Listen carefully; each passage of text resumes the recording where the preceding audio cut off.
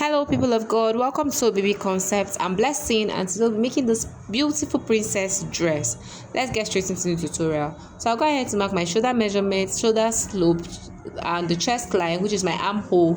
My chest measurement divided by 6 plus 1.5. Then go ahead to rule it across the neck.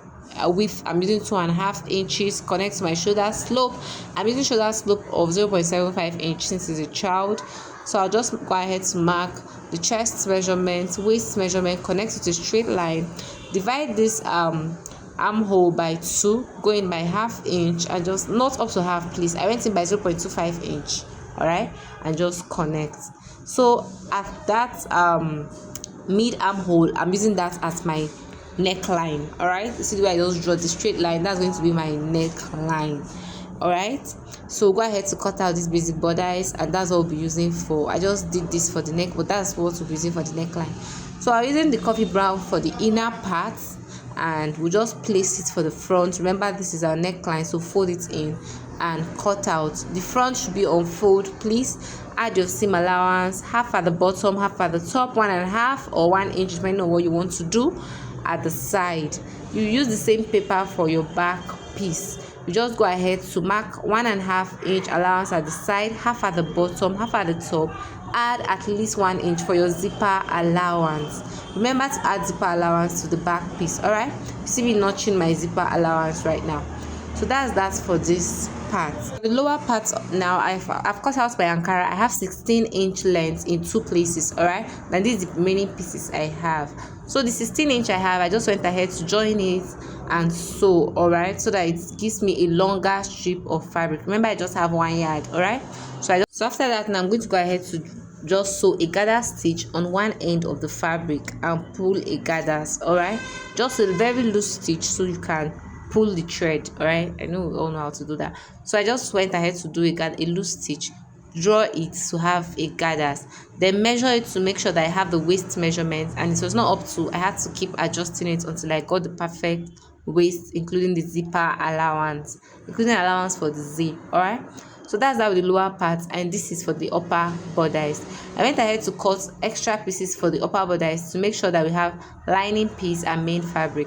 I'm going to go ahead to interface it because I like to interface my fabric when I'm working with satin. All right, and I use the lightest tissue gum. Is it tissue gum or what they call it? Tissue gum here.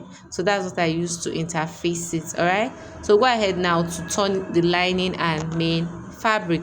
Notch through curved ends to ensure you turn out smoothly. All right, so I notch it throughout and I turn out and give it a good press. Okay, we were struggling with light, and of course I'm using this to iron. All right, so after giving it a good press, I'm going to go ahead now to attach it to one another, like 2 sides. All right, that's basically that for that. Now for the pinafore effect it was having, this is the only leftover fabric we had. I would have made mine bigger, but this is just what I had to work with. All right, so for the pinafore effect now, I've measured out 20-inch fabric, judging from the fact that the half length of this dress I'm making is 9 inch, so I wanted an extra, so I have around 20-inch fabric. All right, in length. So just work with the half length of the child you are working with. So I just went ahead to slant it from one part, just the way you see me put my ruler like this. I went ahead to draw a straight line and just cut it out. So now I'll go ahead now to cut open, but I need around 1.5 inch of this brown fabric. So just measure 1.5 inch, having the same length, cut it out through, and make sure it's in 2 pieces for each of the pinafore effects. All right, so after cutting out these 2 stripes, I'm going to go ahead to cut out our Ankara into 2. Just cut it in the middle from the crease line, slit it through so that we can attach one end to the other side of the brown and the other end to the other side, just like this. So I've gone ahead to do it, and I'll go ahead to open press it to have a neater effect. After open pressing, I now attach this is gum stay. It's harder than the first one I used. Please, when you're attaching gum stay, don't sprinkle water on it. All right, I learned that in a hard way because I ended up having some wrinkles on my dress. All right, So avoid water. I've not experienced this before. I didn't know that was going to be the result, but just avoid it on yours. Once you attach this gum stage, don't add water to it. All right, so I just ironed it out and make sure reconfirm my measurements. I still had 20-inch, and that was okay for me. So you can place this at any spot you want.